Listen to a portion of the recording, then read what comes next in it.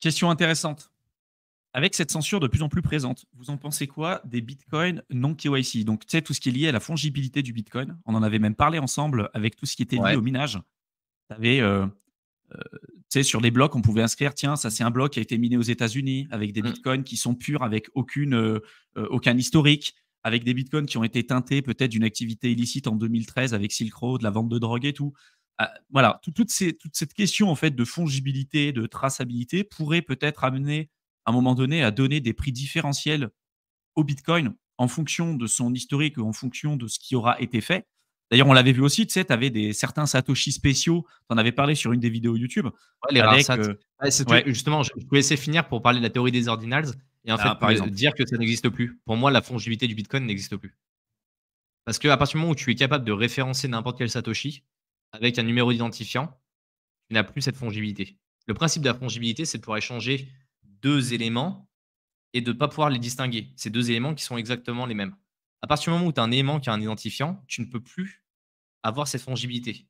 Après, tu peux en avoir qui vont être teintés ou qui ne vont pas être teintés. Ça, c'est une chose. Il y en a qui vont être accrochés à certaines données, d'autres qui ne vont pas être accrochés à certaines données. Donc, est-ce qu'il va y avoir une différence de prix entre des tokens qui sont, j'aime pas appeler ça pur, mais en gros des tokens qui viennent d'être minés, qui ont uniquement été touchés par un portefeuille d'une société de minage et qui sont mis en circulation, et ceux qui ont déjà passé entre des mains? Je ne sais pas s'il y aura une grosse différence. Par contre, ceux qui sont teintés, par des pools par des mixeurs ou autres, là, oui, il va y avoir un impact sur les prix. C'est déjà le cas, hein. Bon. Voilà, parce qu'il y a cette, le fait que tu puisses te faire geler tes fonds sur des plateformes centralisées. Ce qui fait que tu prends un risque supplémentaire en récupérant ce type de BTC. Après, pour moi, pour le reste des BTC, il n'y a pas aujourd'hui d'éléments qui sont vraiment problématiques dessus. Il y a des inscriptions qui sont, à caractère, plus que discutable. Et ça, c'est une réalité. Sous condition que les nœuds veulent bien faire transiter cette information, parce qu'ils peuvent les tronquer, ces informations. Il y a beaucoup de personnes qui se disent: «Ouais, moi j'ai des BRC20, c'est inscrit sur la blockchain, ça ne s'effacera pas». Regardez où c'est inscrit. Le jour où les nœuds décident que les BRC20, ils en veulent plus, il n'y a plus de BRC20. Merci, au revoir. Donc c'est pour ça que pour moi, si on parle de BTC qui sont utilisés de manière courante, c'est-à-dire que je te fais un échange, tu l'envoies à une société, elle te le renvoie, on va acheter du pain et autres avec, il n'y a pas de raison qu'il y ait une différence de prix. Mais pour moi, il y a plus de fongibilité. Si vraiment on veut parler avec la théorie des ordinals, ils ont mis le dernier clou sur la boîte sur la fongibilité. Après, pour moi, la C'est ce que tu en penses, toi? fongibilité, déjà, elle n'existait pas depuis le début, en fait. On a commencé à s'en rendre compte un petit peu plus tard, lorsqu'il y a eu les affaires avec Russell Bricht et Silk Road. Mais euh, quand les gens te disent le Bitcoin, c'est fongible, même Andreas Antonopoulos, hein, qui faisait partie des tout premiers sur Bitcoin, déjà dès 2013, disait que le Bitcoin a plein de qualités, mais il n'est pas fongible. Déjà depuis 2013. Hein. D'accord. Donc, est-ce qu'il y aura des différentiels de prix entre des bitcoins avec KYC, sans KYC, ou même en plus en ce moment, tu vois, avec tout ce qui est lié au réchauffement climatique et tout, il y en a que des fois qui mettent sur les blocs des inscriptions en disant C'est green. ouais, Ouais, c'est un bitcoin c'est qui est c'est miné c'est green, moderne. quoi, qui est pas avec du charbon, miné avec du charbon ou des trucs comme ça. Tu Ouais, vois? Et en pour fait, l'instant, c'est plutôt, made in US qui est ouais, stampé. Pour l'instant, ils stampent plutôt ce genre de choses. Après, pour moi, le BTC KYC, j'ai du mal à le voir. C'est-à-dire, ton BTC KYC, c'est quoi? C'est un BTC qui viendrait d'une plateforme centralisée? Ou tu as fait un KYC bah, dessus? Et c'est ouais, pareil, c'est un pool. qui viendrait de là à un moment Le donné, BTC, ouais. il t'appartient pas. Le BTC, il t'appartient pas. Il est dans le pool de Binance, par exemple, ou de Kraken ou autre, et ils en prennent juste une partie et te l'envoient. Mais qui n'a encore jamais été dans une plateforme centralisée. Tu vois, par exemple, Ah! si ça a été miné par un mineur, il a des BTC, toi tu l'achètes directement au mineur OTC, en fait. Tu vois? Il y a pas de KYC, il y a rien. Si par contre ce Ouais. BTC, à un moment donné, il a été vendu à quelqu'un qui a fait un KYC, on est capable de le tracer, donc indirectement ton BTC il est KYC. Oui, mais après, il est pas rattaché à la personne. Tu vois, c'est ce que je veux dire, c'est qu'en fait, tu as pas, c'est pas comme si tu avais un portefeuille, logiciel sur lequel tu fais un KYC et sur lequel tu reçois tes BTC.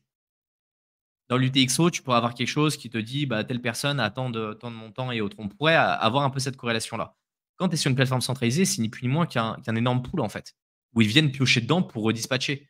Donc il y a pas forcément le KYC qui serait derrière, c'est le KYC de Binance, le KYC de Kraken ou autre. Il serait teinté Binance, Kraken, Coinbase ou une autre plateforme centralisée. Par contre, est-ce que ça va avoir une différence de prix? Ça aura une différence de prix s'il y a de la censure, si les coins viennent de telle ou telle plateforme. Par exemple, les BTC qui étaient sur FTX, si les plateformes centralisées disent ou les institutionnels disent on ne veut pas de Bitcoin qui viennent de FTX parce que FTX est tombé en rade et que potentiellement il y a eu des malversations, là, ils vont être teintés négativement. Mais tant que c'est pas, il n'y a pas de négatif, tant qu'il n'y a pas de filtrage par l'AML ou tout ce qui est lié à du blanchiment d'argent de manière plus globale, il n'y a pas de raison qu'il y ait un distinguo entre les prix, en fait.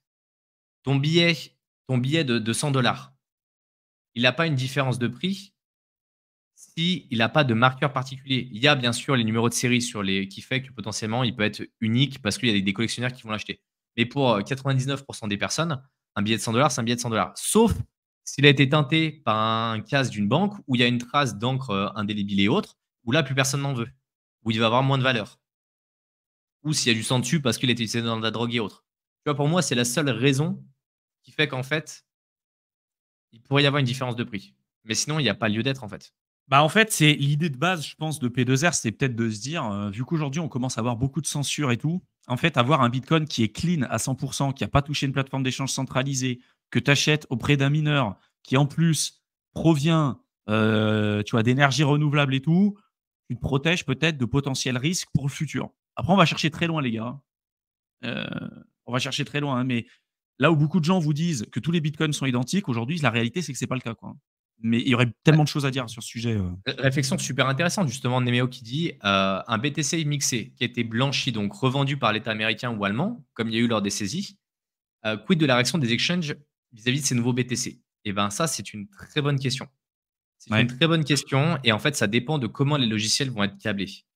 Et je pense que le blanchiment d'argent va se faire par directement les États vont les déposer sur des Coinbase et autres qui vont réécrire peut-être certains éléments complémentaires dans les données témoins. C'est vraiment une supposition. Là, vraiment, je ne m'avancerai pas sur quelque chose comme ça. Et c'est vraiment une supposition qui ferait qu'ils auraient été officiellement blanchis, tu vois, en mode stumpé par l'État américain, comme le Made in USA de certains blocs qui ont été minés aux États-Unis. Et ce qui ferait qu'ils auraient un espèce de passe-droit dans les softs d'anti-blanchiment d'argent. Parce que c'est pas une personne qui va vérifier chaque transaction. C'est Ah des bah non. softs qui le font de manière automatique. Donc peut-être qu'on aurait peut-être quelque chose comme ça, ou qui, dans le logiciel, dirait bah, ces Satoshi-là, ils ont déjà été reblanchis, ces numéros de Satoshi-là, donc s'ils sont reçus, c'est correct aussi. Vous voyez, il y a plein de manières en fait de l'aborder, mais c'est sûr que c'est des questions qui vont être obligées de se poser. Parce que s'ils les remettent en circulation, que ça part vers des institutionnels, et les institutionnels se font geler leur fonds en les déposant chez Coinbase, il y en a deux, trois qui vont se faire voler dans les plumes, clairement. Bah, c'est les institutionnels, tu parles institutionnels, mais imagine c'est Oui. monsieur même tout le monde qui après achète un bitcoin sur Coinbase. Mais en fait, ce bitcoin qu'il achète sur Coinbase, c'est un bitcoin qui est issu du hack de Bitfinex il y a quelques années en arrière. Et qu'après, avec une analyse on-chain, ils disent punaise, mais en fait, lui, il a des bitcoins teintés du hack de Bitfinex d'il y a quelques années en arrière, on va geler ses fonds. Toi, tu dis, mais attends, mais c'est pas moi. Parce qu'en fait, après, tu as tout ce qui est lié au droit. Tu vois, va prouver que le bitcoin que tu as acheté, qui est issu d'une fraude X ou Y, c'est pas toi qui l'a perpétré cette fraude, tu vois. Et après, Ils tu vont as te tout le dire que c'est droit. simple. Ils vont te dire c'est ça simple. En tant que société, tu n'es pas censé récupérer en fait d'un wallet à un autre. Tu es censé avoir un système d'anti-blanchiment entre les deux. Tu es censé avoir un système qui vérifie justement la provenance des cryptos. Et donc, toi, en tant qu'utilisateur, on va te forcer à te dire tu veux recevoir des cryptos, bah, il faut que tu le fasses sur une plateforme centralisée qui, elle, a Bah, le c'est ça, soft, ou que exactement. toi, tu aies le logiciel qui permette de faire cette analyse et que tu prouves que cette analyse a bien été faite et que Exactement. les fonds n'ont pas été blanchis. Ouais, c'est Et ça le comme disait problème. Bluetooth, tu peux, ceux qui ont des BTC qui sont les plus près du Genesis Block, tu peux les vendre effectivement sur Mm, certaines plateformes parce que du coup, il y a cette traçabilité en fait qui est faite.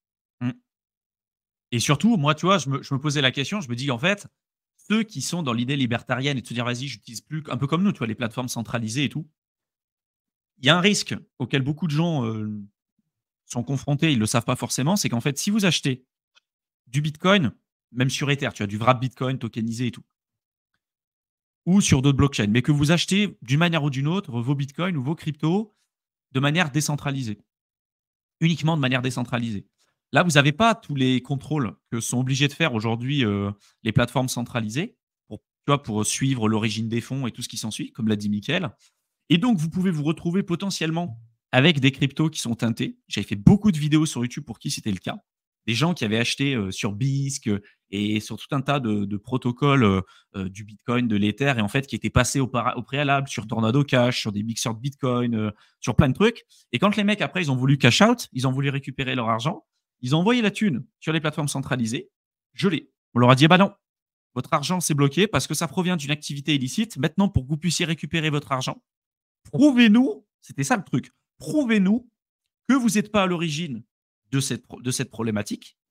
Expliquez-nous d'où viennent vos BTC, comment vous avez fait pour les récupérer et tout. Et en général, tu récupères jamais ton pognon.